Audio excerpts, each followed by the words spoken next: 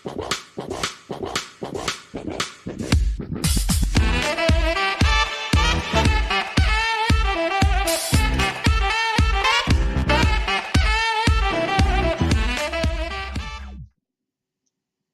boas, ole noche oscura del alma, Santiledo, que tal? Boas tardes, hola Carlos, hola María. Como estades? Hoxe xa sabedes, temos entrevista a Suso Bermello, secretario nacional da CIGA Ensino. Ben, antes de empezar coa entrevista vou vos contar un pouquiño, pois, como se xerou todo isto, vale? Hola a todos os que estades poñendo por aí no chat, case que non me dá non me dá para saudarvos a todos, pero dádevos por saudados e saudadas. O tema da entrevista. As persoas que sodes habituais aquí desta canle, hoxe supoño que haberá tamén xente nova, non sei canta xente agora estades por aí, que xa sabedes que non, non me gusta mirar iso, pero seguramente bastante. Entón, por os que sodes novos e novas, pois contovos un pouco como se xerou esta entrevista, non? Se lembrades, os que levades aquí xa tempo, nun directo empezastes aí a poñerme, non sei se de medio en coña, medio en verdade, que se o conselleiro, que traemos o conselleiro para que nos aclare o tema das oposicións. Eu dixéravos, a ver, eu se queredes escribo yo conselleiro sen ningún problema, pero dame que non vai vir, non se vai atrever a estar aquí con nós. Entón, dixéravos que, bueno, que podíamos falar, intentar polo menos con un Suso Bermello, que é a única persoa, o único representante sindical galego que está presente na mesa de negociación onde se está negociando este borrador do Real Decreto de Acceso. Entón, parecerávos boa idea, entón, o que fixen foi mandar un correo ao conselleiro, mandei un correo ao Suso Bermello, e xa podedes imaginar que me contestou, non? Que é o que está hoxe aquí, que é Suso Bermello, que o teño aquí esperando.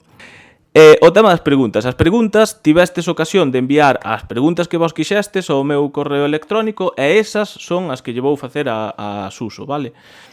Entón iso, eu voulle intentar facer todas as preguntas que teño, sobre todo as máis importantes e polas que sei que hai moita xente que está pendente deste directo.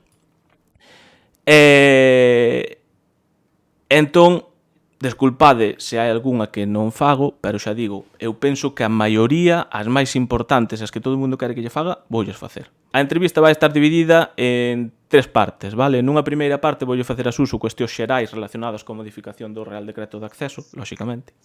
Na segunda parte voulle facer cuestións xa un pouco máis concretas sobre o Real Decreto. E na terceira falaremos sobre as oposicións deste ano, vale? E farelle preguntas tamén, pois, relacionadas coas listas, que sei que todo o mundo está pendente sobre todo desa pregunta, vale? Vai ser na terceira parte. Así que nada, imoslle dar ao paso xa a Suso. Suso, primeira vez en Twitch, non? Sí, ti dis que é a primeira entrevista que faz, pero eu non sou a primeira entrevista que me fan en Twitch, sino que é a primeira vez que estou en Twitch.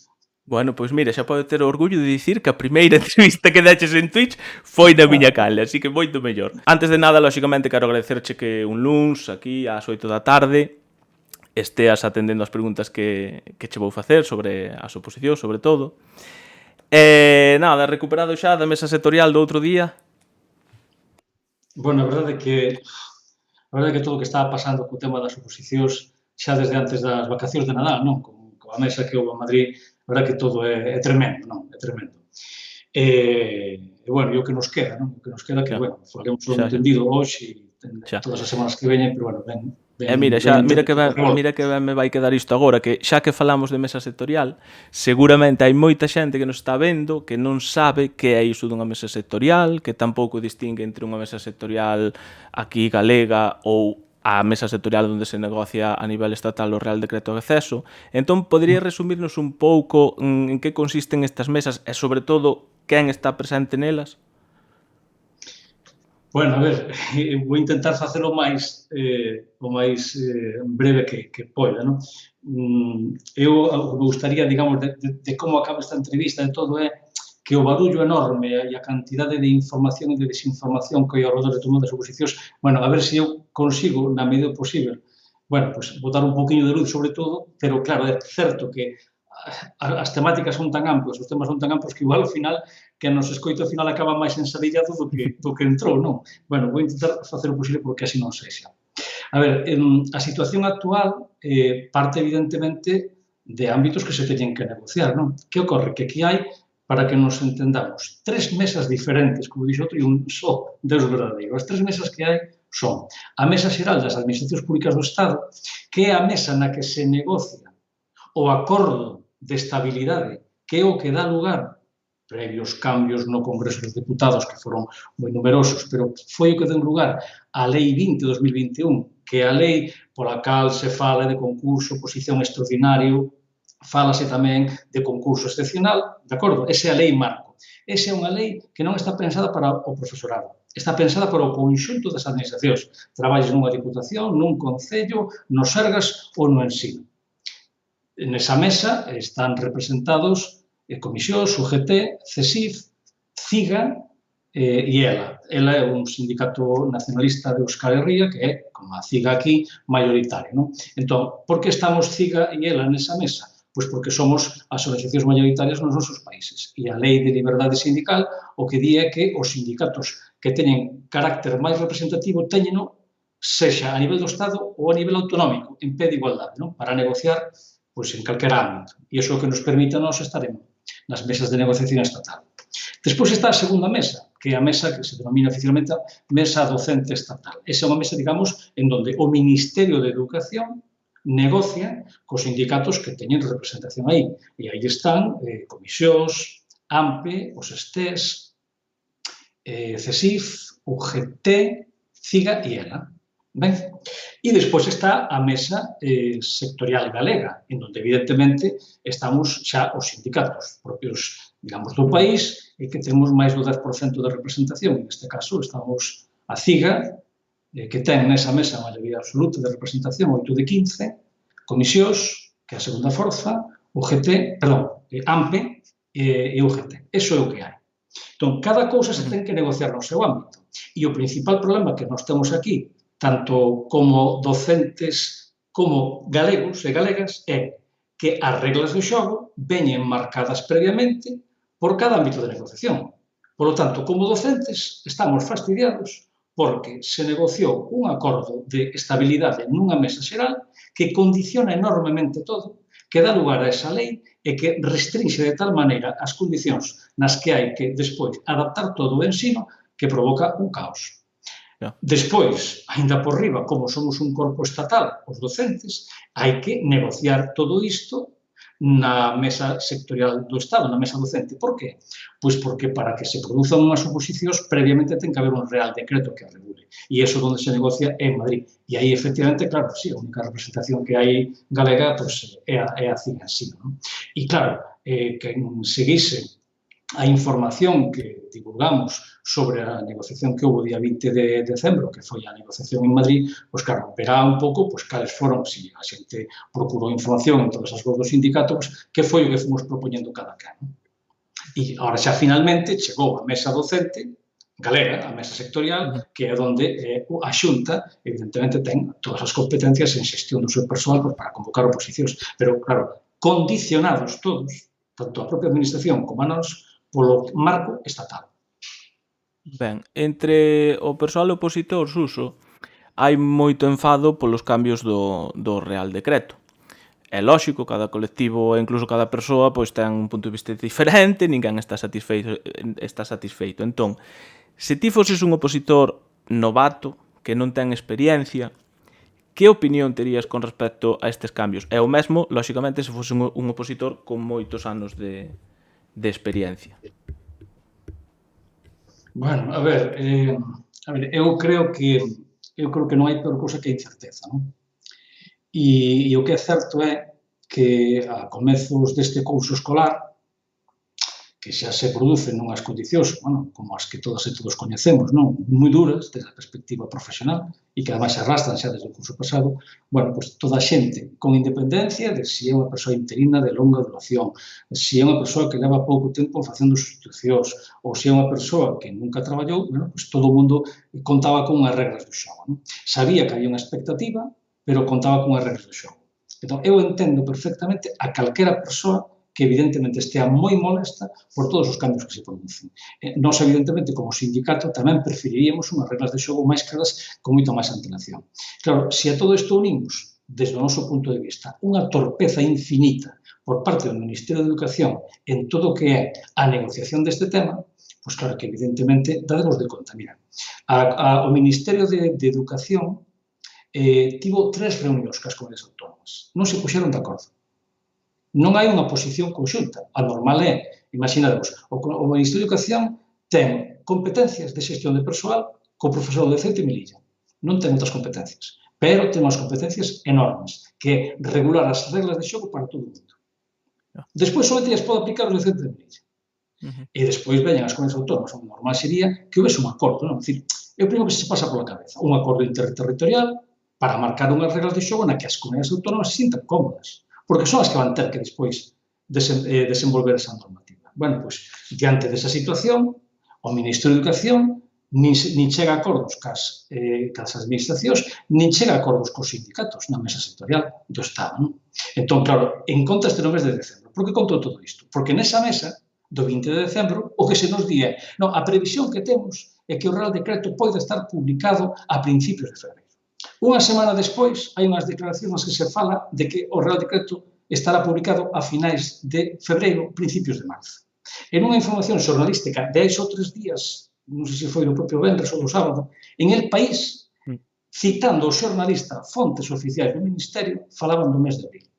Claro, é imposible poñerse nunha situación como actual, porque se estuviéramos falando dun ano ordinario, na que todo o mundo sabe cuáles son as regras do xogo, pois é certo que houve algún ano en que con retraso se convocaron as oposicións de tarde. Iso é certo. Claro, pero que este era un ano excepcional. Entón, a xente dirá, oiga, a min como me van convocar as oposicións? Que me van decir no mes de abril como me van convocar as oposicións? Home, por favor. Entón, digo, resumindo, eu non, eu son capaz de poñerme, ou intentar, por lo menos, poñerme na pel de cada quen, pero eu creo que aquí, con carácter xeral, todo o mundo ten dereito a estar moi descontento con todo este retraso. Ben, agora vouche dar unha variña máxica, vale? Con esa variña máxica, a ver se ti que cambios farías neste Real Decreto para melloralo. Bueno, mira, vou contar unha anécdota da Mesa do Estado. Cando se estaba celebrando a Mesa do Estado... Ten cuidado que aquí gusta moito esa anécdota, despois vanche pedir que contes máis. É moi importante saber un pouco tamén como se producen os acontecementos. A ver, nós fomos á Mesa do Estado con un estudo moi riguroso de como podría ser a afectación de todas as posibilidades abertas no borrador que nos manda o Ministerio. O borrador manda as organizacións sindicais un borrador dun tema, nós estudámoslo, como facemos sempre, recibimos, evidentemente, achegas tamén do profesorado, porque sempre estamos abertas a elas, e entón vamos con unha proposta, que agora vos explico moi rapidamente. Pero para falardes unha idea, 20 de decembro, no medio da reunión, da igual quen fora, un representante do sindicato di, é que está falando da CIGA de facer cambios no sistema ordinario porque se pode entender que vai haber convocatorias polo sistema ordinario, o Ministerio estáse negando, e mira, que me acaba de saltar aquí o aviso, que Cantabria convoca posicións polo sistema ordinario, e Navarra convoca posicións polo sistema ordinario, e son do PSOE. E entón, o secretario xeral técnico do Ministerio afirmou, dixo, bueno, nosotros el recado se lo dimos muy claro ás comunidades autónomas, ahora cada uno que haga lo que quiera. Entón, claro, é un nivel, un despropósito tan grande. Resumindo, o Ministerio debería ter aberto o melón de cambios tamén no sistema ordinario. É dicir, este sistema ordinario que é o que se vai aplicar nas oposicións deste ano, en donde se reducen as bolas, en donde se volve a puntuación que existía entre o ano 12 e o ano 17, vale? Ese sistema que estivo en vigor durante 5 convocatorias de oposicións, bueno, 4, como un ano que non houve, ese sistema podía modificar. Non había nada que impedise. Poñamos un exemplo.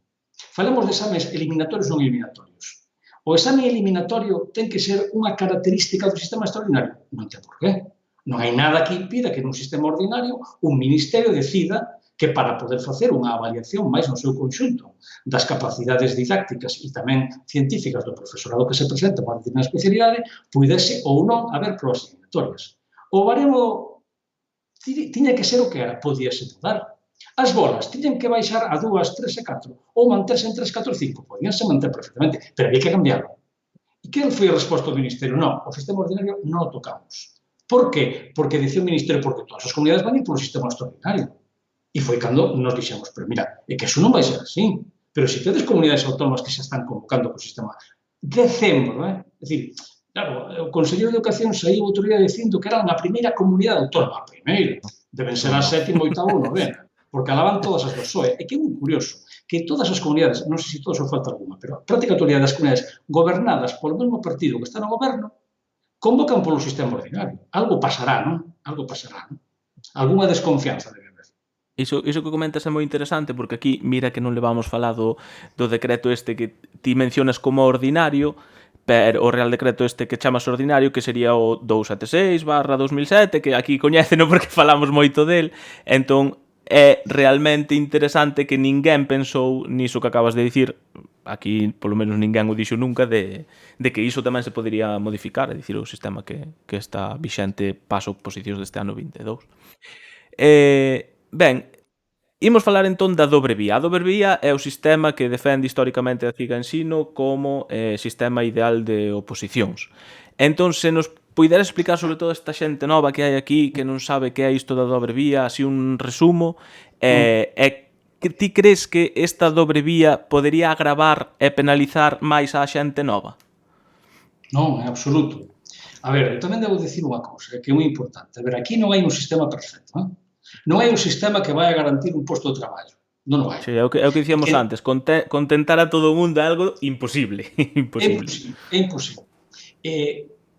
Non vai haber nunca un sistema que poña de acordo todo o mundo. Non o vai haber. Agora, aquí hai unha realidade que eu creo que é bastante clara, non? Por un lado, aquí, evidentemente, hai un profesorado interino e, evidentemente, a Ciga Ensino sempre foi un gran defensor do profesorado interino e de estabilidade laboral. Eso é así. Pode gustar máis ou menos, pero eso é así. Nunca o ocultamos, pero tamén é evidente que hai un montón de xente interina con moi poquinho tempo de antigüedade que evidentemente nunhas oposicións a súa antigüedade non vai condicionar nada e, sobre todo, muitísima xente que é nova totalmente e que accede ás oposicións por primeira ou por segunda vez que nunca traballou no ensino público. Non? Entón, o dereito ao traballo é un dereito para todas e todos.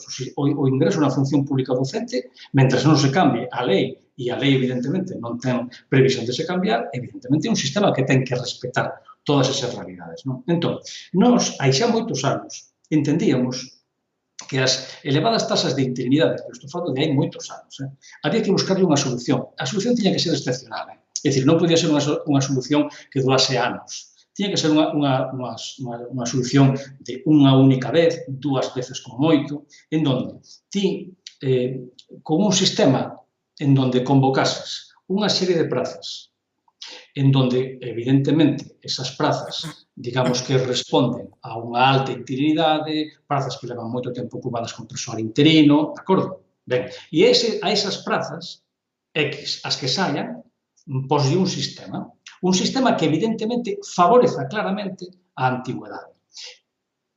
Como pode favorecer a antigüedade? Mediante un baremo, evidentemente, non? A fase do concurso. Despois explicarei por que nós non estamos de acordo co concurso exactamente como se propón. Pero, bueno, ese sería, imaginamos un concurso oposición en onde prima o concurso sobre a oposición. Vale? Claro, vos diredes, home, pero ese sistema beneficia o persoal interino. Por suposto, claro que sí. Pero que esas prazas que teñen que ir aí teñen que ser as prazas que estiveron ocupadas durante moitos anos por persoal interino. Pero que hai outras prazas que todos os anos se producen por xubilacións e que son moitas, este ano fixaremos cantas son unha porrada delas, son casi 1000 prazas, e o ano pasado foron unhas 1200 prazas, e espérase que para o ano que ven haxa outras 900, e así, nos próximos anos, nos fixemos un estudo que chegábamos á conclusión de que nos próximos anos, chámonos os boomers, non? Os que nos imos xubilar nos próximos anos. Bueno, pois, fixemos un estudo con datos oficiais da Consellería, que chegas á conclusión de que nos próximos 10 anos aquí é que marcha unha parte importantísima profesional, por tanto, oposicións vai seguir habendo. Non? Esas prazas de xubilacións irían por un sistema, para entendernos, resumidamente, parecido ao actual, en donde prima a fase de oposición sobre a fase de concurso. Claro, se ti unes eses dous sistemas, os convocas simultaneamente, que lle estás dicindo a xente? Mira, ti libremente podes opositar o que queiras. Pero, claro, en función de se tes moitos méritos como interino, de se non os tes, evidentemente, vas ter unha tendencia, lógica, non? Eu vou ir a aquele sistema que creo que máis me beneficia. De acordo? Lógico. Ese é o sistema de doble. vía. Mira, cada vez que propoñíamos ese sistema en Madrid, porque claro, evidentemente eso hai que propoñerlo en Madrid porque era modificar o Real Decreto, o que se nos dicía moi sucintamente, esa medida é ilegal. Así é, e se despachaba, esa medida é O ilegal. que van facer Claro, agora non se parece... claro, Pareces e un entón pouco. te encontras con un sistema que é bastante parecido ao doble vía, vale? Non é exactamente o que nos pedíamos, pero é bastante parecido.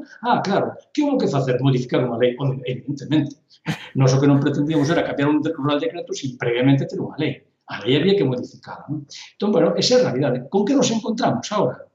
Bueno, calo porque eu son así de falar moito, Depois falamos do concurso, que ese tamén é unha lei tremenda, pero bueno. Vale, vouche preguntar agora, lóxicamente, polas redes sociais estes últimos días que se encheron de comentarios no que se bota a culpa directamente aos sindicatos da modificación do Real Decreto de Acceso. Cal é a opinión túa da Ciga Ensino sobre este tipo de críticas, comentarios? Pensei que me ibas preguntar pola miña opinión polas redes sociais. Tamén o podes dar se queres, No, a ver, eu, por empezar por isto, eu creo que as redes sociais sacan o mellor e o peor de cada un de nós. As redes sociais a día de hoxe son evidentemente unha canle moi importante para compartir información, para obtela, pero eu creo que o nivel de mala educación, de falta de respeto con compañeros e compañeras, pero non é de agora, cada vez que hai algún tema que é moi polémico, a falta de educación que se ve en algunhas redes sociais, e eu simplemente, se hai aquí alguén que recorde o que pasou no concurso de traslados do ano 13-14, que foi cando se implantou, digamos, o recoñecemento da puntuación do persoal que foi interino, vale? Unha vez aprobada a oposición, ten dereito ao recoñecemento que até ese momento non tiña, naquele momento houve un nivel de enfrontamento tan visceral das redes sociais, claro, que que agora, evidentemente, xa empeza superado e iso, como dixo outro, casi estamos empezando. Entón, eu creo que as redes sociais son unha canle de información necesaria que nunca deben sustituir, entendemos nós, de feito, nos convocamos as asambleas estes días e convocaremos moitas máis e imos aos centros porque creemos que non hai nada mellor que o contacto directo, non? E que falar cara a cara ca xente e evidentemente, escoitar as críticas que teñen que facer e, evidentemente, contestar e dar a nosa opinión. Que máis nos dera a nós que ter un grau de responsabilidade importante na toma de decisións. E digo isto porque, por desgraza, e antes dixen que nós temos a maioría absoluta na mesa sectorial galega e que, evidentemente, somos moi minoritarios na mesa docente do Estado, como é obvio, non? Pero, por desgraza, o funcionariado non ten dereito á negociación colectiva. E iso quere decir que a obriga dos gobernos, e cúmplena porque non lles queda máis remedio, é levar unha serie de temas, todo o que teña que ver con as nosas condicións laborais, retributivas, etc., á mesa de negociación. Teñen a obriga de leválas, pero non teñen a obriga de chegar a acordos. Non teñen a obriga de chegar a acordos. Entón, claro, aquí a responsabilidade única, se queredes, nun primeiro nivel, está, evidentemente, nos gobernos ou, no caso da lei, tamén do Parlamento Español, porque foi quen introduciu algúns aspectos que son bastante dubidosos na nova lei. Esa é a responsabilidade. Outra cousa é que, evidentemente, cada sindicato ten unha posición, evidentemente, non todos pensamos igual, nós somos moi críticos con algunhas cousas que fixeron os sindicatos estatais, tanto na negociación a nivel xeral como no que foi todo o que é a transposición despois ao ensino, somos moi críticos con algunhas posicións, como supoño que eles tamén serán connosco, non? É dicir, nós non podemos entender, por exemplo, como se chegaron a acordos no ano 2017 e 2018, que daqueles lodos estes polvos, é dicir, daqueles acordos estamos agora mesmo sufrindo as consecuencias, non? Pero iso forma parte dunha visión, non todas as persoas. Igual que non pensa o mesmo unha persoa que leva un ano traballando no ensino ou que nunca traballou, que non vai pensar igual que un que leva 5 anos que un que leva 10, pois evidentemente os sindicatos tampouco pensamos o mesmo. Ahora, nós, hai unha cousa que creo, sinceramente, que non se nos pode achacar, e é falta de coherencia.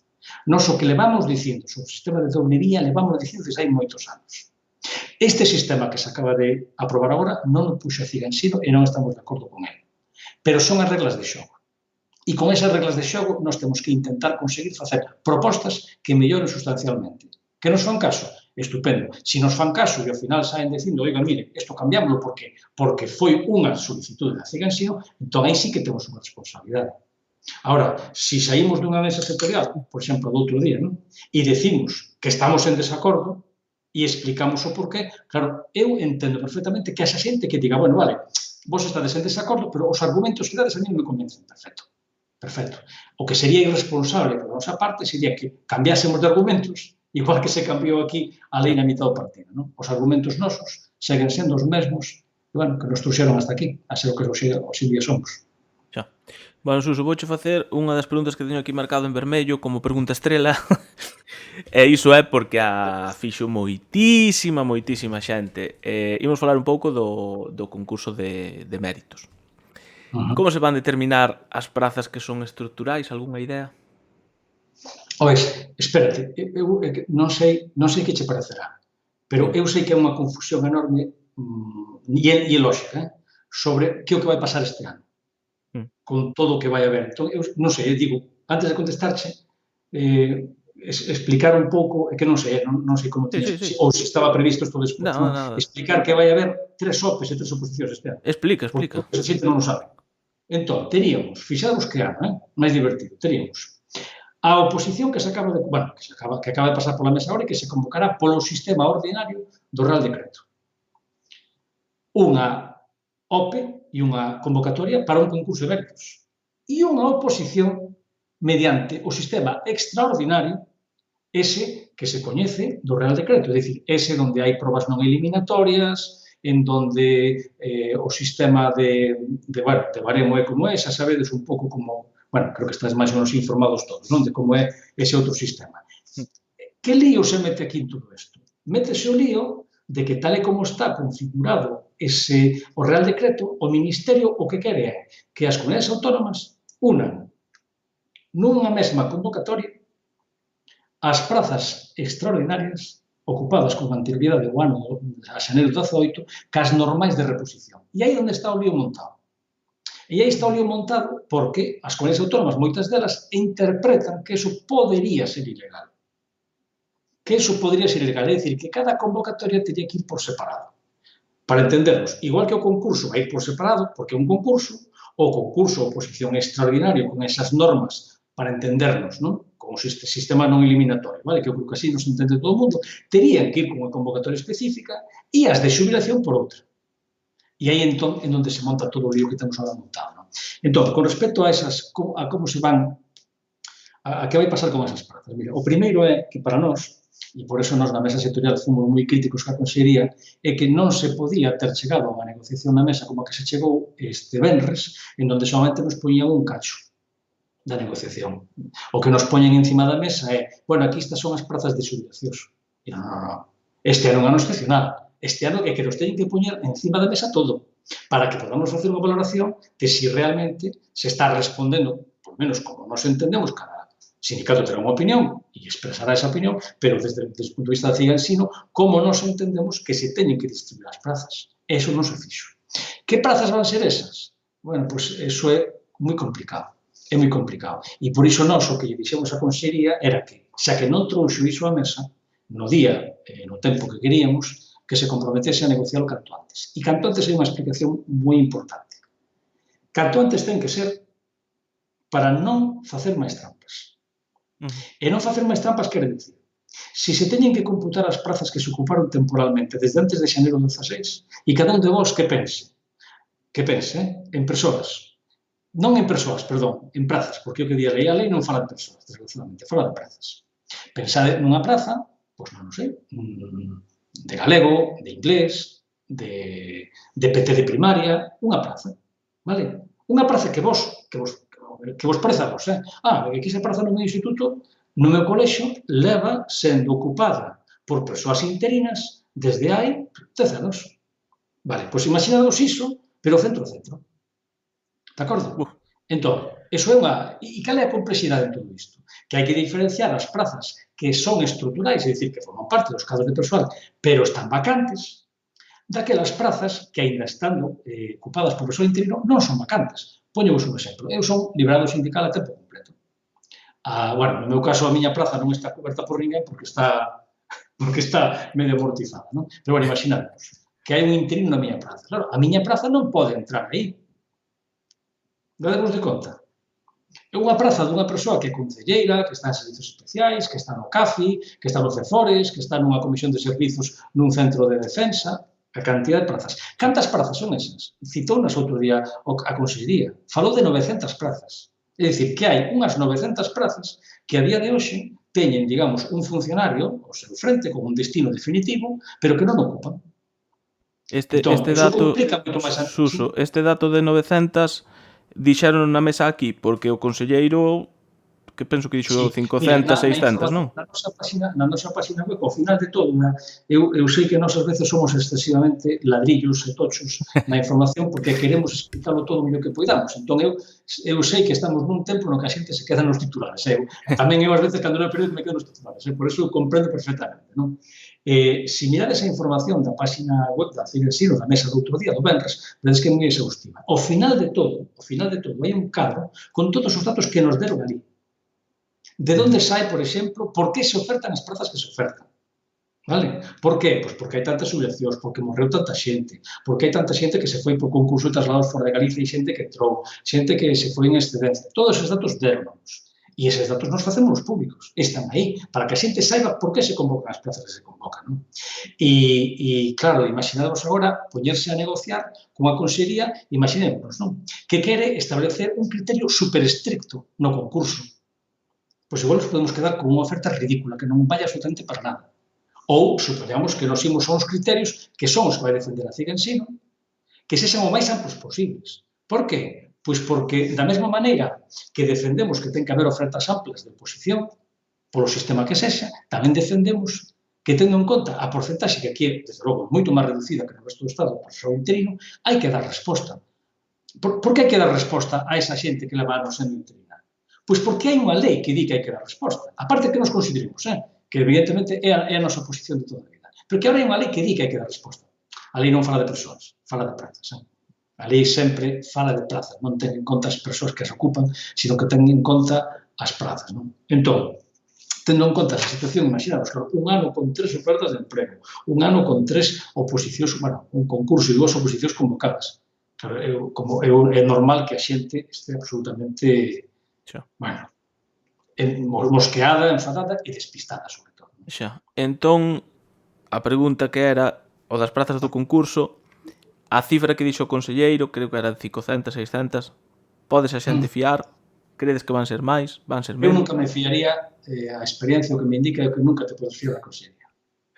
Esa é a experiencia. É dicir, non tería por que sorprendernos ahora de repente nos din que son 300. Para nada. Vale. Ahora, nós o que esperamos é ser capaces de que haxa un cambio aí. Evidentemente non vai depender na negociación, evidentemente non somos poñer a carne no asador para que haxa moitas máis prazas. Eso témolo claro, non? E tamén debo dicirvos que nós temos estudos internos feitos polo sindicato, non? En onde nos poñemos en casi prácticamente todos os panoramas posibles. Non? E de unha maneira moi estricta, é certo que se poderían quedar nunha oferta de concurso de 200 prazas. Se aplica un criterio totalmente estricto, poderíase quedar nunha oferta moi reducida de 200 prazas, que é unha miseria.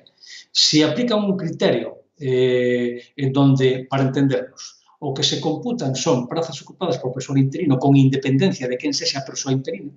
Poñemos un exemplo. Imaginademos que nun colexio A ou nun instituto B, esa praza que antes dicíamos que estaba ocupada por unha persoa interina durante X anos, non foi a mesma persoa interina, vale? Foron cambiando. Un ano estivo Pepe, outro ano estivo Xiana, vale? Ben, se utilizan este criterio de non ter en conta a cada persoa, sino a praza ocupada por persoa interino, é cando poderíamos estar en cifras de entre 500 e 600 prazas. Ou quizás incluso un pouco por debaixo. Se se utiliza outro criterio, que é o criterio de decir, mira, os destinos provisionais son tremendamente arbitrarios. Unha praza que o ano 17 estivo ocupada por unha persoa interina, no 18 pode estar ocupada por unha persoa en comisión de servizos de saúde, que é funcionario de carreira, e o ano seguinte pode estar ocupada por unha persoa suprimida. Pero a praza é ou non é temporal? Ese é o debate. Desde a perspectiva do que di a lei, poderían non ser temporal, porque a lei fala de prazas ocupadas temporalmente por persoal da mesma natureza, e a natureza é temporal. Se neso se vai a escudar a Consellería para facer unha oferta restrictiva, nós temos estar radicalmente en contra, porque entendemos que esa norma que acabo de decir, é dicir, praza temporal ocupada por persoal da mesma natureza, é a que está na lei, e a lei non está pensada na docencia. Non está pensada na docencia. Unha cousiña, para que a xente, a ver se os copas que nos están escoitando tamén son capaz de explicar unha diferencia enorme que vai existir entre, por exemplo, o ensino público e o que pode ser, non sei, a Xunta ou un concello. Non? As administracións teñen o que se chaman RPTs. É dicir, un RPT é unha relación de postos de traballo, de tal maneira que cada posto de traballo está identificado por un código. De acordo? Entón, ti estás traballando, por exemplo, non sei, na Consellería de Facenda ou no Concello de Santiago ou na Deputación de Ourense. Ti ocupas unha praza de interino, vale? E ocupas unha praza. Esa praza ten un código. Por lo tanto, non hai ninguna dúbida. Ou é vacante ou non é. É dicir, ou ti estás sustituindo a unha persoa con reserva de posto de traballo ou estás nunha praza libre. Entón, aí vai ser relativamente fácil saber que prazas teñen que sair ao sistema de concurso ou ao sistema de concurso extraordinario. Por qué? Porque mirar, oiga, mire, usted está nunha praza de RPT vacante, si, esa praza ten que sair. Que pasa no ensino público? E tamén pasa na sanidade. Que nós non temos RPTs. É dicir, a miña praza ou a túa praza non teñen un código, non se identifican con un código. Entón, cando unha persoa interina ou unha persoa en expectativa de destino, lle dan un destino no CDP, nos destinos profesionais, e se vai a estar un ano na Escola de Idiomas de Lugo ou no Instituto da Laracha, non sabe, cando escolle praza, non sabe se esa praza, como decimos habitualmente, ten bicho dentro ou non. É dicir, se ten un funcionario con reserva de posto de traballo, non sabes. E imaginarnos, podría ser, que o interino máis vello de toda unha lista de filosofía, que é o primeiro en elixir de todos, elixe unha praza, e como ademais é o primeiro, pois levámonos elixindo sempre unha praza, e esa praza non é vacante. Porque hai, pois non sei, un alcalde, que é profe de filosofía con reserva de posto de traballo. E o último da lista tamén leva un montón de anos, pero cada ano escolle unha praza e todas son vacantes. Evidentemente, eso hai que terlo en conta. Non se pode identificar como as prazas que hai que contar son as vacantes, non? Hai que contalas todas. E despois, no cómputo xeral, unha vez que contes todas, evidentemente, terás que descontar os que temos reservado. Relacionado tamén co concurso, Suso, segundo aparece co concurso de méritos, digo. Segundo aparece no borrador do Real Decreto, pode ser, é lógico que se exixa nalgún sitio onde hai lingua propia, non? Entón, como ides pedir que se xestione isto da lingua propia? Celga 4, exame? Non pode ser un exame. A ver, vou explicar unha cousa que é moi importante. Se vos fixades no borrador do Real Decreto, hai unha cousa que pode chamar a atención, non? E é que non hai fase práctica. É dicir, non hai fase de prácticas, de acordo? É dicir, unha persoa, cando supere o proceso de concurso, tarde o tempo que tarde, non? Porque o tempo que tarde en publicar no BOE, pois será funcionario de carreira, directamente. Claro, e alguén dirá, e por que non hai fase de prácticas aí? Pois non hai fase de prácticas porque a fase de prácticas ten carácter eliminatorio. É dicir, eu aprobo a oposición, teño un ano de prácticas. Se nese ano de prácticas, por o motivo que sexa, quen titora as miñas prácticas entende que eu non estou capacitado para ser docente, fará un informe negativo e, por tanto, non aprobo a oposición. Por moito que aprobar todos os exames, eu haremos. A fase de prácticas ten carácter eliminatorio. Bueno, pois non pode haber fase de prácticas nun concurso porque non hai eliminación. No concurso gaña as plazas o que teñan as puntos. E, por tanto, non pode haber. Entón, non se pode facer un examen de galego a ninguén. Cal é a única vía para conseguir iso? Que, evidentemente, haxa un requisito.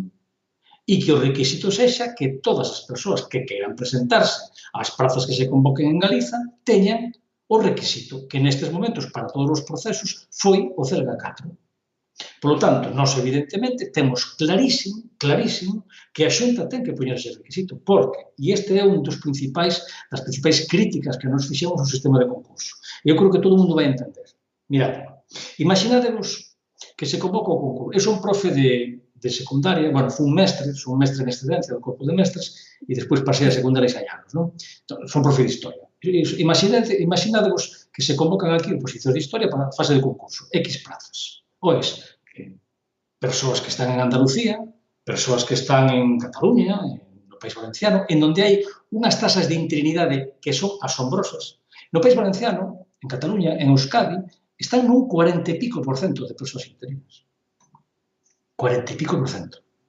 Aquí, en función de como voten as contas, a Consellería xa sabedes que sempre vai votar que lle saian as cifras máis baixas, pero en función de como se voten as contas, estamos, nos por nosas contas decimos que estamos nun 11,7%, a Consellería di que estamos nun 8%. Vale? Iso tamén está na página web, as contas que se votan.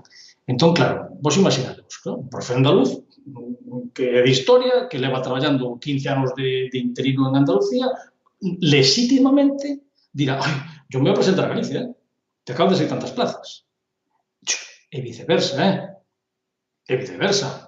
Todas as persoas que leven moito tempo aquí de interinas e saquen unha plaza en Asturias, en Castreleón ou en Canarias, dirán, mira, eu quero sacar unha plaza de funcionario de carreira. Por tanto, eu, que podo facer? Que traballo vai costar? Pois mira, presentar 17 instancias en 17 comunidades autónomas.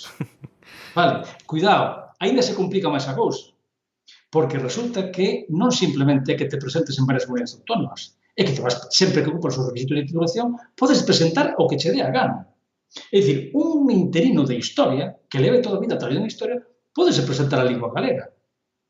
Non hai nada que te impida, porque a titulación que se lle exixe é un grau ou licenciatura e, evidentemente, o mestrado de secundaria. Con eso cumpre.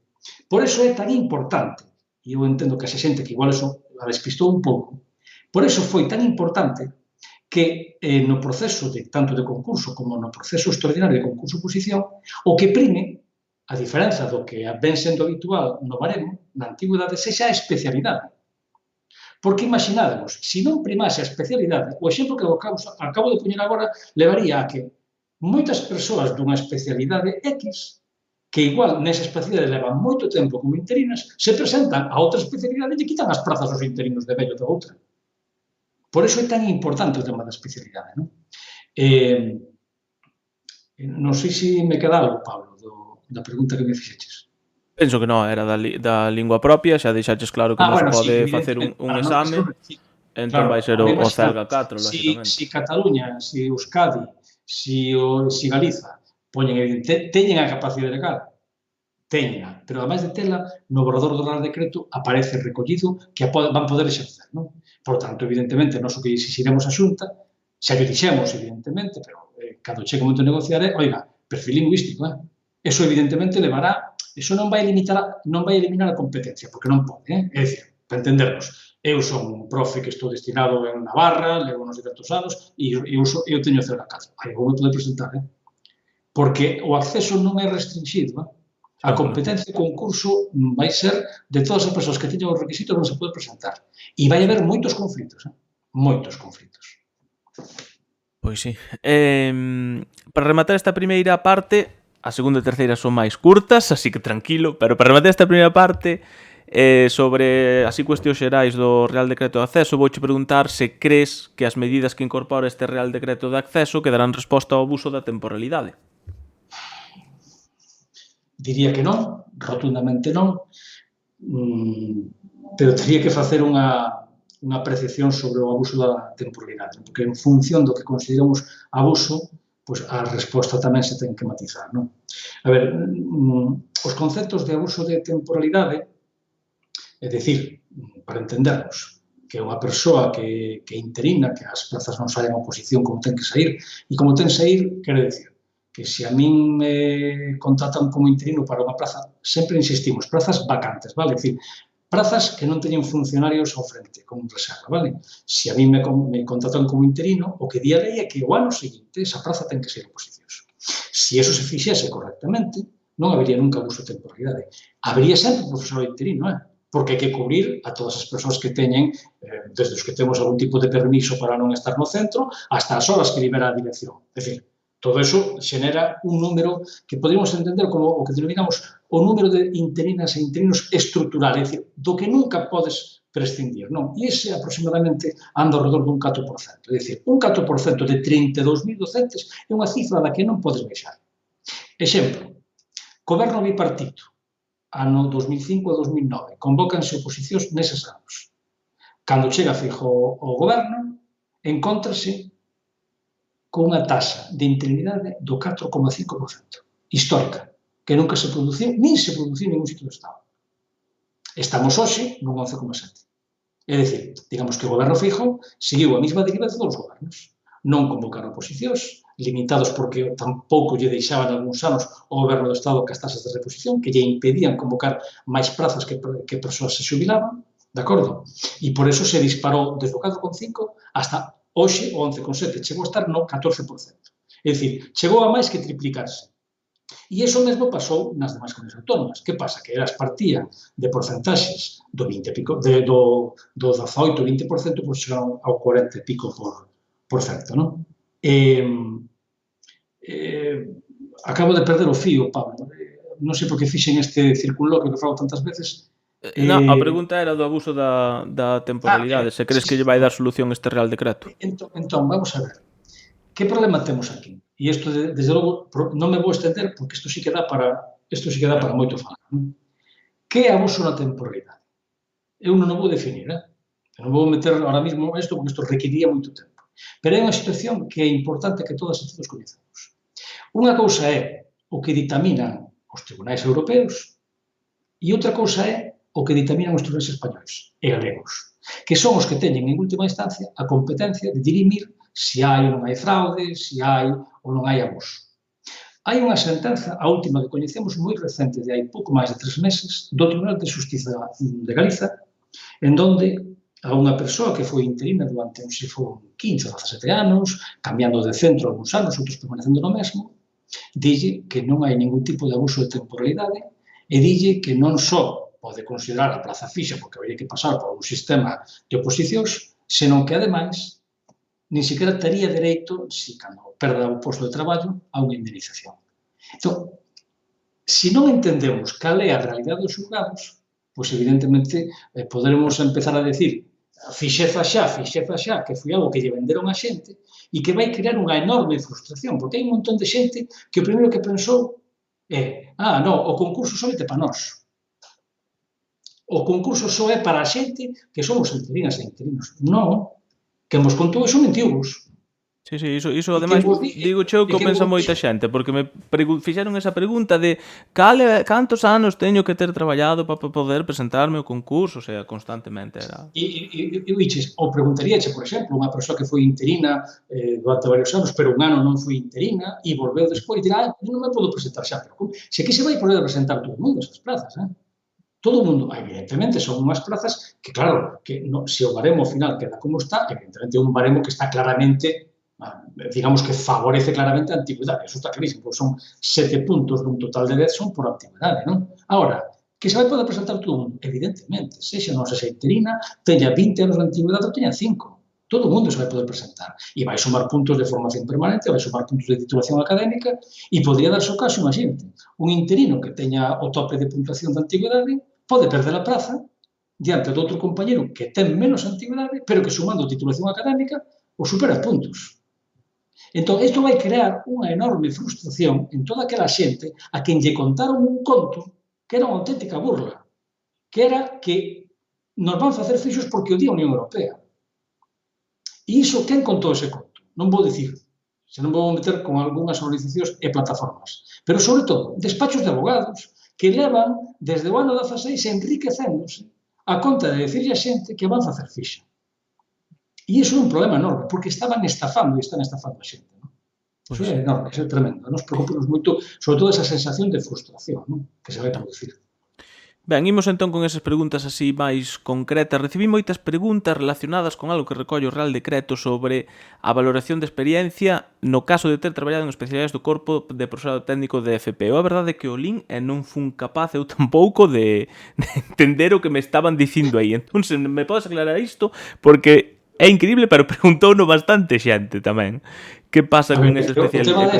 O tema de FP é como unha especie de spin-off aquí, non? Porque é que é realmente tamén moi complicado porque tamén se mete unha reforma. Primeiro fixeron unha auténtica animalada, perdóname a expresión, na lei, na LOMLOE, bueno, sin consultar a ninguén, sin que previamente os sindicatos tiveramos opinión, fixeron unha modificación que foi eliminar un corpo. Digo para os que non se sean de FP. É como se mañán deciden eliminar, pois non sei, o corpo de conservatorio, o corpo de... Bueno, pois eliminaron un corpo. e que é o corpo de profesores técnicos de FP. En FP hai dous corpos, o corpo de PES e o corpo de profesores técnicos. Cada un deles imparte as súas especialidades por os módulos profesionais dos ciclos que correspondan. Non? Bueno, entón eliminan un corpo, fan unha serie de cambios que ahora non vou a centrar eso, porque senón entón, si que botamos aquí toda a noite. Non? Entón, que é o que vai pasar agora? Bueno, pois o que vai pasar agora é nas futuras oposicións, as futuras oposicións que teñen que ver con a FP van ser ou polo corpo de PES nas novas especialidades. Entón, eu poñevos un exemplo. Imaginadevos que hai unha persoa que non está escoitando que é de servizos á comunidade, vale? Que é unha especialidade dos profesores técnicos, ou de cociña e pastelería, que é outra especialidade dos corpos técnicos. Eses corpos, bueno, son diferentes os exemplos, deixenme quedar con servizos á comunidade. Ese corpo, esa especialidade vai ser do corpo de secundaria, vale? Entón, cando cheguen as oposicións serán ao corpo de secundaria servizos á comunidade. De acordo? Entón, para presentarte as súas oposicións vas ter que reunir os requisitos de titulación, vale? Que son o grau, a licenciatura ou a diplomatura correspondente, vale? A persoa que agora mesmo leva 5 ou 6 anos sendo interina como profesora técnica vanlle ter en conta esa puntuación. E vanlle ter en conta como se fose do corpo de PES. Por qué? Porque hai unha integración dos corpos, de acordo? Hai unha integración, un corpo pasa de chamarse A a chamarse B, pero é a mesma especialidade para entendernos, vale? Vale. Eso. E despois está outro lío máis, que son as especialidades do novo corpo que se crea. Destruíuse un corpo de profesores técnicos e vaise crear un corpo que na práctica vai ser o mesmo, pero que vai ter un nome máis complicado aínda para memorizar, que é de corpo de profesorado profesorado de sectores singulares da formación profesional. Profesorado especialista de sectores singulares da formación profesional. Bueno, entón, o exemplo que poñemos antes era de cociña e pastelería. Bueno, pois esa especialidade, ou estética, ou patronaxe téxtil, esas especialidades van a pasar de ser profesores técnicos a profesores especialistas. Entón, se eu agora mesmo son unha persoa interina de patronaxe ou de cociña, claro, eu son profesor técnico agora, non? Vale, pero cando convoquen polo novo corpo, van meter en conta toda a puntuación que eu teño como profesora técnica. Non sei se fun capaz de explicarlo. Sí, bastante ben. E o tema da promoción interna, iso tocarase? Seguirá igual? Non se vai tocar. Non salí e aí sí que hubo, creo recordar que unanimidade. Creo que todas as veces sindicais na Mesa de Madrid todas falamos dese tema, non? É dicir, tendo en conta todo isto e tendo en conta a modificación do Real Decreto, pois a verdade é que o normal sería tamén introducir cambios na promoción interna, non? Tanto na promoción de A1 a 1, que son casos menores, e sobre todo na promoción do A2 a 1, que son as que máis hai, non? E aí non se abriu o Ministerio a facer ningún tipo de cambio. Vale, e modificacións para o profesorado con discapacidade? Tampouco se falou? En que sentido? Se hai algunha modificación, é a pregunta que me mandaron, Suso. Se falastes de algunha modificación a respecto do profesorado con discapacidade. Non sei, a ver, quero pensar que igual, non sei, digo, por elucubrar, que igual se refiren a posibilidade de que as prazas de discapacidade non queden para quenda libre. Non sei por onde pode vir a pregunta. Pode ser, non sei, foi así xeral, tampouco sei. Claro, se é así, eso está regulado nunha lei que... Pero facemos unha cousa, esa persoa seguramente nos estea vendo, entón mañá que chame a Cigansino que yo explican e xa está. Pero bueno, pero en todo caso non se prevé ningún cambio. E se a pregunta era para se esas prazas que son para persoas con discapacidade, se, digamos, no caso de que queden libres, se non se acumulan, non se prevé ningún cambio, entón, que tamén entra unha lei galega, que é a lei do emprego público. Vale, imos xa coa última parte, que son as oposicións deste ano, do 22. A primeira pregunta que che vou facer, que penso que está bastante clara, e seguramente a esperes. O conselleiro ten academias, é accionista de academias. Que opinas das palabras do conselleiro? Impresentable. Eu non vin en directo a comparecencia porque estaba traballando, pero vina pola noite cando cheguei a casa e eu quedei escandalizado. Nos, de feito, na mesa pedimos públicamente unha rectificación pública do conselleiro. Porque é que eu creo que non se pode ser máis... Bueno, vou intentar non decir palabras que non debo decir, vou ser sindicalmente correcto, non? É dicir, o que nunca se pode facer son afirmacións que dean por sentado, porque foi o que dixo, literalmente o que dixo foi que o sistema educativo galego funcionaba ben porque había unha baixa taxa de interinidade. Iso tamén, iso. É que non estudaban tamén, o dixo. Os Entón, interinos non estudan. vamos a ver. A ver, neste tema, e antes falábamos das redes sociais, neste tema hai unha cuestión moi clara. É imposible que dúas persoas pensen o mesmo. Témolo claro, verdade? Unha persoa que interina con moita antigüidade vai querer un sistema, unha persoa nova vai querer outro, iso temos todos claro. E é lexítimo, vale? Eu creo que iso hai que respetar todas as opinións. Despois, evidentemente, pues, tanto a Consellería fará o que lle parece, nós, como Dirección Sindical, temos a nosa posición moi firme e moi clara desde hai moitos anos de defensa do persoal interino, mas sen esquecer en absoluto que aquí hai uns sistemas ordinarios de acceso que hai que respetar e que son fundamentais.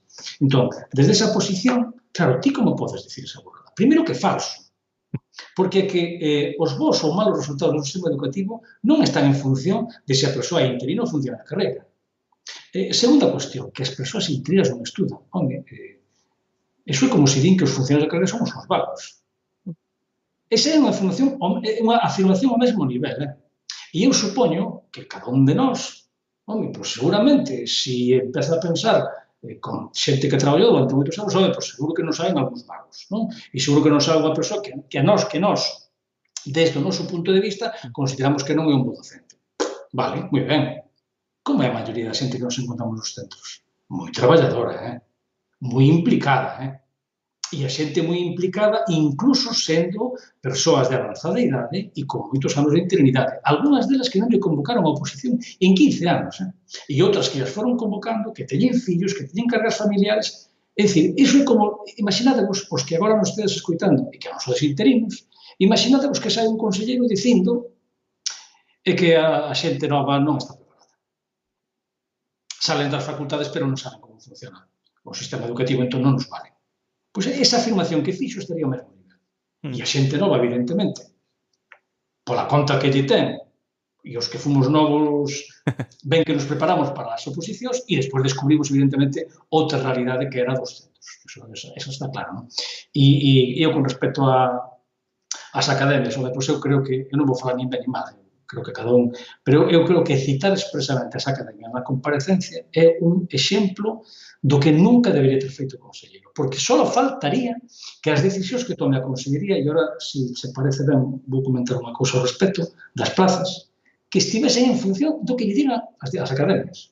Ois, que está no seu lexítimo dereito as persoas que dirixen as academias a dicirle a Consellería que lle parece, por suposto, igual que falábamos antes, pero supoño que non estarás condicionado por iso, non será ese un elemento nin siquiera secundario. Pareceu iso tal cal, parecía que estaba condicionado por iso. E agora ponemos un exemplo sobre tamén o que foi a posición da CIGA Ensino nesa mesa para que entendades o tema das plazas.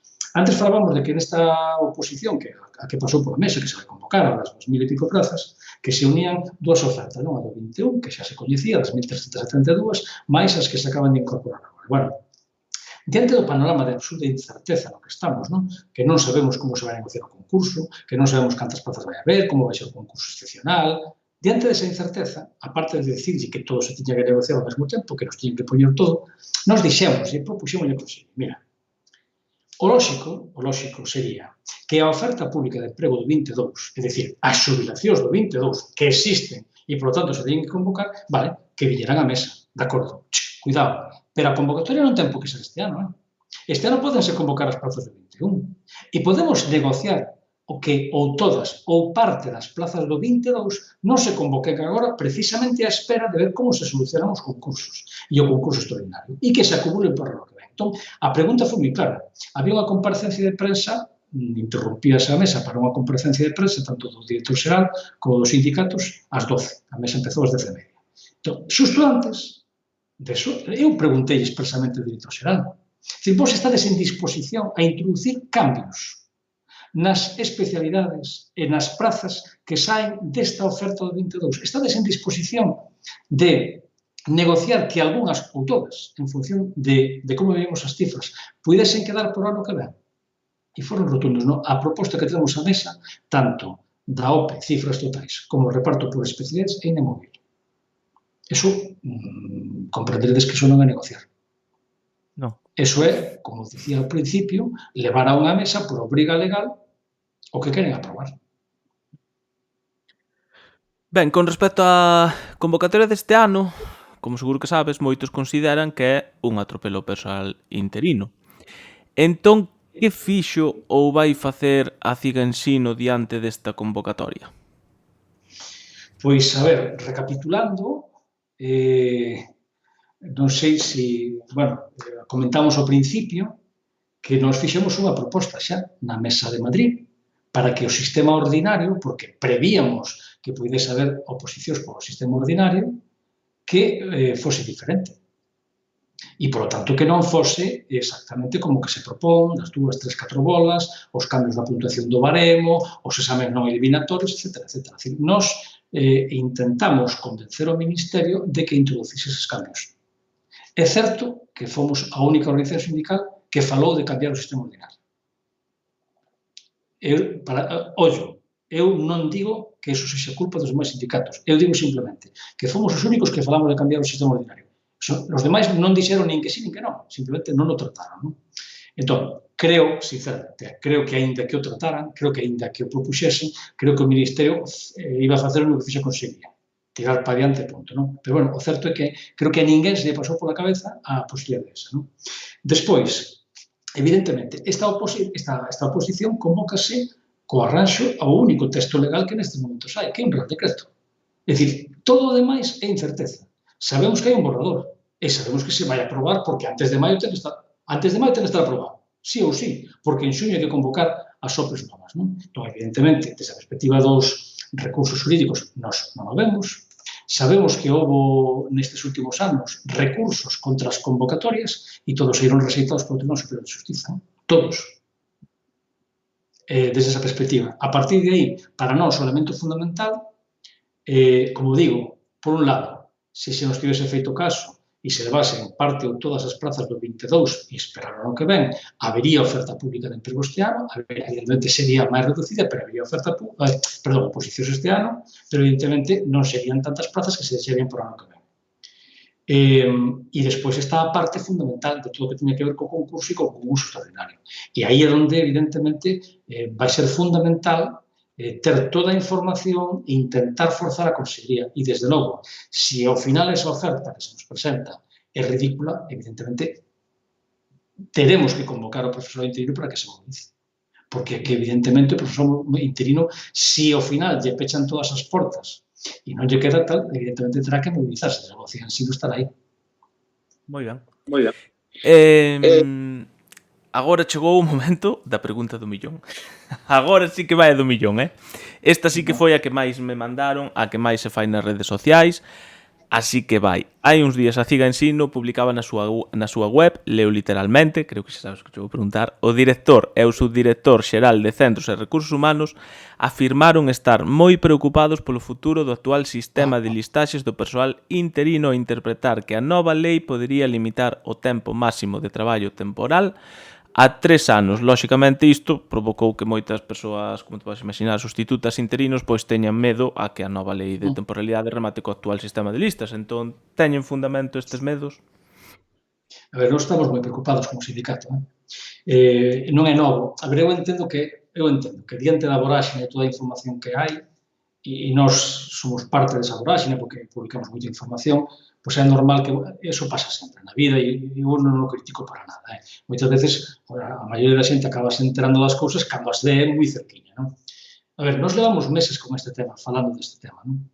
Nos, unha vez que dimos na mesa da que se alguén foi capaz de aguantar toda esta chapa, ao principio todo falamos dunha mesa xeral das administracións públicas. A mí tamén me correspondeu estar en representación da CIGA xunto con outros compañeros de Sanidade e da Administración Xeral nesa mesa. Non? E pudemos asistir ao que foi, desde o meu punto de vista, o espectáculo máis vergoñento que eu vi na miña vida sindical. Eu nunca vi tal cousa ao paso. Nunca. Nunca. Mira que levo visto todo. Eu nunca vi tal cousa. Un ministerio que presenta un documento, cando ese documento, a CIGA sempre fai públicos os documentos que pasa a administración. Entón, recibimos unhas críticas durísimas do secretario xeral, o segundo do Ministerio de Facenda, por facer públicos o documento, que por que facemos un documento cada grupo de traballo. Bueno, ese é o nivel. Despois acabamos vendo documentos,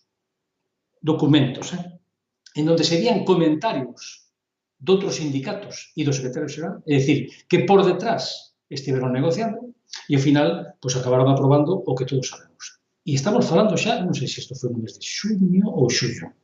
Xa desde aquela empezamos a advertir do problema, non? E foi cando nos mobilizamos tamén a final de curso con aquel lema de o profesor interino non é do saber tirar, non?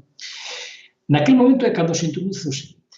Introdúcese, primeiro, que esa duración máxima de 3 anos nun contrato dun persoal interino, vale? Que se establece no BEP, xa existía de antes, pero ahora digamos que se reforza, e se fala de indemnizacións, 20 días por ano, máximo 12 mensualidades, cando te presentas a unha posición e a suspendes e estabas, digamos, en abuso de temporalidade, e levabas máis dese tempo, establecese que no prazo dun ano, esa norma hai que aplicala no ensino. É dicir, hai que negociarla. E se non se negocia no prazo dun ano, entra directamente en vigor. Eso por un lado. Pero o peor de todo, que iso xa é gravísimo, é que se establece unha cláusula pola cal se di que todo pacto acordo que supere ese tempo, é dicir, imaginemos, un pacto de estabilidade para que o profesor interino non vai á rúa despois de 3 anos, sería nulo de pleno dereito. Bueno, pois estas dúas cousas que acabo de dicir agora, que están nun texto dunha lei, foron pactadas por Comisión UGT e CSIF co Ministerio de Facenda. Estaba daquela ICETA no Ministerio, o famoso ICETAzo. Iso está negro sobre blanco nun acordo sindical. Entón, claro, iso, que vai pasar con iso agora? Primeiro, isto é como o momento actual. Vai haber dous tempos. Primeiro tempo, o Ministerio de Educación dixo que iba a negociar neste ano 2022 un estatuto docente do empregado docente, un estatuto docente a nivel do Estado. Se o Ministerio comete a atropelía, desde o noso punto de vista, de intentar meterse en ámbitos que para nós deben ser exclusivamente de carácter nacional, é dicir, de carácter galego, e regula, por exemplo, imaginademos, que non pode haber persoal interino que vote máis de 3 anos, imaginademos, Se fai iso, evidentemente, nós, como sindicato, buscaremos a maneira de recorrerlo, pero instaremos a Xunta a que o recorra, porque esas son competencias da Xunta. A Xunta debe ter competencias para gestionar os seus recursos humanos. E se o Ministerio, por tanto, o Goberno español, se mete nas súas competencias, evidentemente, que gustaríamos pensar que o Goberno galego reacciona e presenta un recurso, non? Supoñamos que o Ministerio non se mete aí. E supoñamos que non di absolutamente nada. Cuestión fundamental. Os contratos do profesorado interino son contratos anuais. Estrictamente, ninguén vota 3 anos nun contrato. Entón, poderíamos pensar que un docente que non vota 3 anos nun contrato, é dicir, todos, cambia de destino e, por tanto, como cambia de destino, non se lle pode aplicar esa máxima dos 3 anos, verdad? E ata aí diste, bueno, pero por aí poderemos alfar, non? E, desde logo, esa quede moi claro que esa é o noso argumentario. É dicir, non se lle pode aplicar o persoal docente non universitario porque aquí os contratos son anuais. E, polo tanto, non se poden nin anular as listas, nin anular a antigüedade do funcionario interino, nin cambiarlos polos outros. Hai que respetar o status quo actual. Pero este aquí, que no medio do camiño se nos mete o exministro Castells, de Unidas Podemos, e presenta un borrador de lei orgánica do sistema universitario español en donde expresamente se di o seguinte, atención, porque isto é para flipar. Dice, están falando dunha categoría que se chaman profesorado docente e investigador sustituto. De acordo? Entón, son compañeros nosos que están traballando na universidade e que entran para sustituir a un titular, a un titular. Non é unha categoría como a que temos nós aquí de interinos para ocupar unha vacante, non, é sempre para sustituir un titular. Un reitor que non dá docencia, a decana dunha facultade ou o conselleiro de educación que é profesor de xeografía na facultade na USC. E terá alguén que o está sustituindo. Ben, que di ese borrador de lei orgánica do Goberno español? Di que non poderá estar máis de 3 anos nese posto. Para botarse a tremer, non? Pois sí. Claro, ollo, non é a mesma situación que no ensino público non universitario. Ali o contrato empezas o contrato e estás, vale? Entón, vos imaginadevos iso. Como pode ser que o goberno, que ademais se afirma ser progresista, e teóricamente é a parte máis progresista do goberno, presenta, pero que isto é que podedes ler no borrador no anteproxecto, non é un borrador, é un anteproxecto de lei, Ahora cambiará o ministro, non sabemos se vai haber tamén algún cambio aí. Entón, temos imaginarvos que eu, pois non sei, que hai un profesor que é docente que está sustituindo ao consellero. Non me daba conta cando estes días poñemos exemplos en reunións que estamos tendo, o consellero sería un bo exemplo. Profesor de xeografía na USC. Vos imaginamos que hai un docente que está sustituindo e que o consellero non sei cantos anos leva. Entre que foi consellero unha cousa outra, debe levar unha porrada de anos fora da facultade, non? Hasta ahora non hai ningún problema. Hai un docente que o sustitui e está ali. Foi por un concurso de méritos, entrou como... E agora estánlle dicindo, oiga, non, 3 anos e fuera, Pero vamos a ver, home, se eu estou sustituindo unha persoa, teríame que marchar cando esa persoa chegue, non? Pois iso que di. Entón, claro, a nosa situación é diferente, porque decía antes, non, dos contratos. Pero, claro, se nós, evidentemente, temos o temor que temos, e nunha reunión previa a que nos convocou a Consellería o mesmo día que o Conselleiro compareceu, pois compareceron ás 12:30, nós convocamos unha reunión ás 11 da mañá. E nesa reunión, nós preguntamos expresamente a Consellería, mira, nós estamos moi preocupados con este tema. E foi cando nos dixeron, e nós o que nos din publicado, non? Que estaban tamén moi preocupados, porque non sabían que querería facer o Ministerio e tampouco nos dixeron o que querían facer eles. Eso, evidentemente, hai que terlo moi claro. Entón, preocupación. Eu preocupación teño todo, É dicir, nós, evidentemente, no sindicato estamos traballando, pensando en cal pode ser o argumentario e a fundamentación legal para facer fronte a todo isto. Ahora, tamén temos moi claro, se ao final algo parecido a eso se produce, aí ten que haber unha reacción rotunda e unha movilización moi contundente de todas as persoas que son agora mesmo interinas. Eso está clarísimo, interinas sustitutas. Pois sí. Ben, xa che fixen todas as preguntas que tiña previsto, pero hai un anaco, falabas dunhas asambleas que vai facer a CIGA Ensino. Entón, se queres aproveitar, agora que hai bastante xente, empezamos dicindo que as redes sociais, que había moito barullo e tal. Entón, se queres invitar a xente ás asambleas, pois todo teu, e tamén, se queres dicir, engadir algo máis. Agora creo que che podo che dicir xa o número de xente. Agora mesmo, para a túa última frase, tes 411 persoas escoitándote, así que todas túas. Eu máis que nada agradecervos a paciencia de todas as persoas que aguantastes todo este tempo, non? En todo caso, eu agardo que, polo menos, nas explicacións que din, ter sido claro.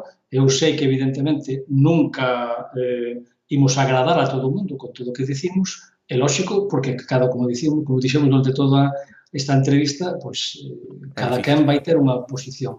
Nós procuramos, eso sí, ser coherentes. E o que dicíamos hai 10 anos, evidentemente adaptados á realidade actual, seguimos dicindo agora mesmo, non? Entón, dicíamos tamén o problema desa exceso de verborrea nas redes sociais, non? E nós, somos partidarios, evidentemente, usamos moitísimo, sabed, as redes sociais, pero entendemos que non hai nada mellor que as asambleas para estar no cara a cara. Entón, mañan empezamos en Lugo con asambleas que haberá toda esta semana e que rematarán o día 1 de febreiro. Tedelo aí na nosa página web. Hai que apuntarse, porque temos que dar un control de aforo polos locais nos que imos facer as asambleas, porque non vai a ser que haxa máis xente que aforo vai, non? Entón, habería que limitarlo.